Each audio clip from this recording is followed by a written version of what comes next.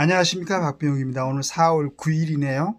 이제 내일이면은 4월 10일 총선이 있는데 또 휴일이죠. 여하튼 뭐 결심들은 하셨을 거고 여러 가지 정보가 전달됐기 때문에 또 현명한 그러한 권리를 갖다 행사하기를 기대합니다. 아침 신문을 보니까 전번에 굉장히 안타까운 소식이 있었죠. 3살짜리 어린애가 충북 3살 아이 어디 뭐 웅덩이에 빠졌다가 여러 가지 뭐 노력을 했는데도 불구하고 이제 사망했다는 너무 진짜 안타까운 소식이었었는데 관련된 그때 의사 얘기가 실려 가지고 잠깐 한번 같이 한번 확인해 보도록 하겠습니다. 아이 생명 꺼져간 그날 지방의사 절규. 이렇게 꺼지는 걸 볼 수는 없잖아요. 대학병원 가서 만약에 잘못되더라도 하는 데까지는 해봐야 되잖아요. 충북 보은군 보은한양병원 응급실 당직의사 A씨는 56세였습니다. 지난달 30일 119 상황실에 전화해 절규했다. 그는 물 웅덩이에 빠져 심정지 상태로 발견된 이 병원 응급실로 이송된 생후 33개월 여아를 어떻게든 살려보려 했다.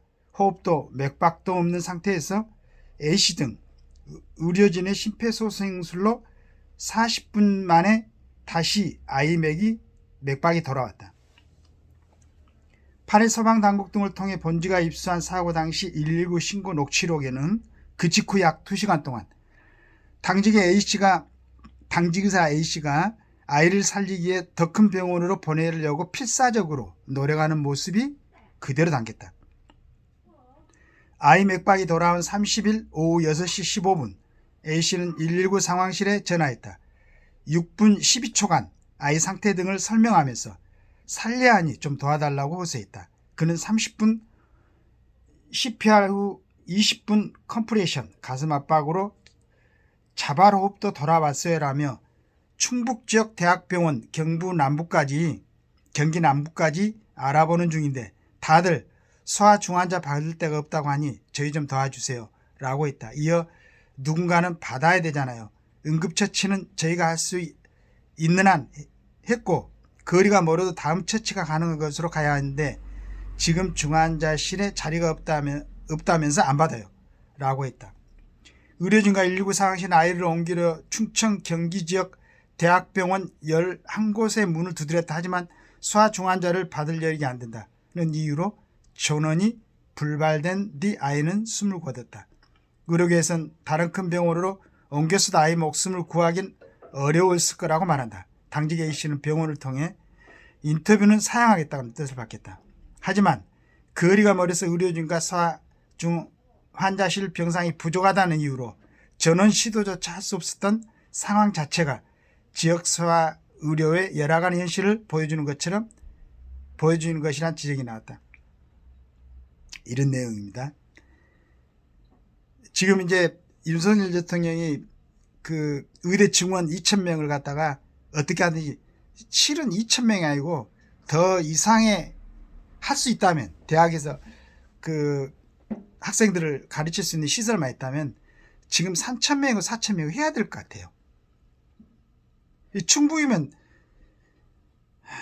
뭐 수도권에서 아주 먼 거리도 아닙니다.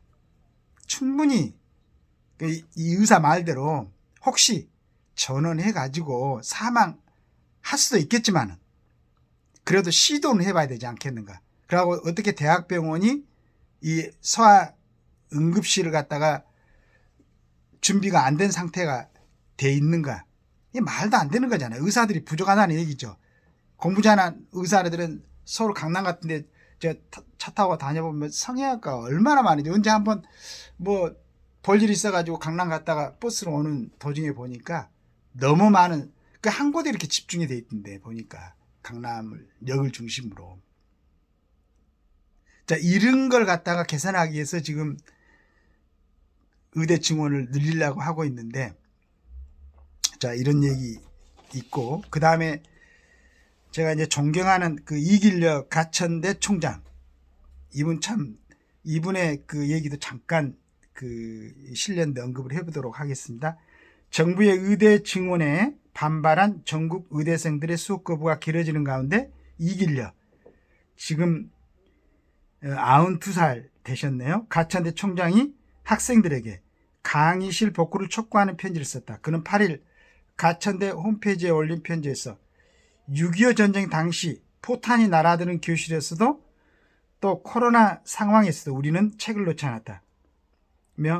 여러분이 강의실로 돌아올 때 위급 상황에서 절망하고 있는 환자와 국민 모두 작은 희망을 품게 될 것이라고 말했다.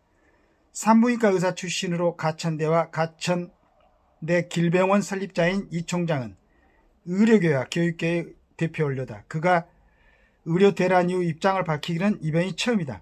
이 총장은 이날 본지 전화 인터뷰에서 사회와 국가에 공헌하는 의사를 키우고 싶어 의대를 설립했고 그들이 의료계를 이끌어가는 모습을 보는 게 내 삶의 가장 큰 보람이었다면서 지금 상황이 너무 안타까워 편지를 쓰게 됐다고 했다. 이어 내가 의사가 되기에 끼니를 걸으며 밤낮으로 공부에 매진했듯 학생들도 1분 1초를 공부에 매진할 때라면서 의학도로서 하루빨리 학업에 복귀하길 고대한다고 말했다.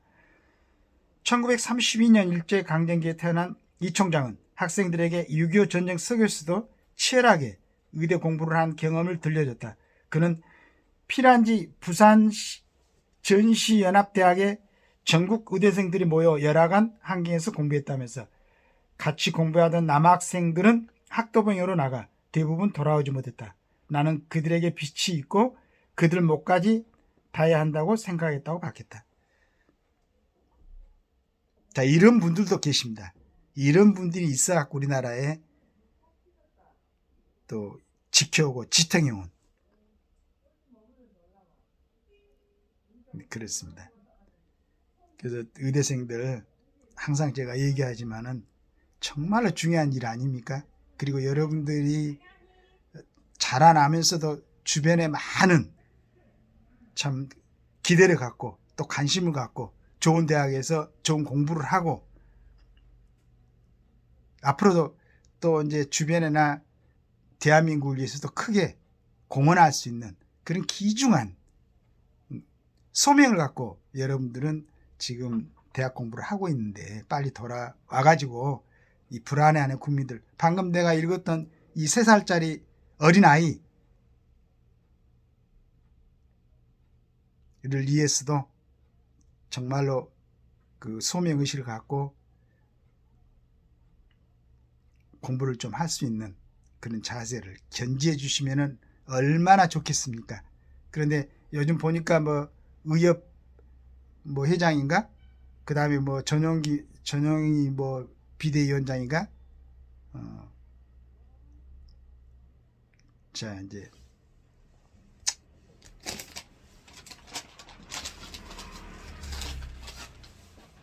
우리나라의 그 의료계를 지탱해왔던 이름 멋있는 지금 충북 한양병원 응급실 당직의사였습니까? 이분하고 또 이길래 총장의 이런 얘기들, 물론 여러분들 제 생각에는 한 8, 90%는 지금 당장 돌아오고 싶을 거예요. 그러고 돌아와야 된다고 생각하고 있고 주변의 어떤 분위기 때문에 못하는 걸로 알고 있는데 가감하게 용기를 내서 학업에 전념하고 또 대학병원에서 근무했던 그 전공의들은 빨리 돌아가가지고 여러분들이 기다리고 있는 환자들을 위해서 열심히 봉사해 주시길 기대하고 바라겠습니다. 감사합니다.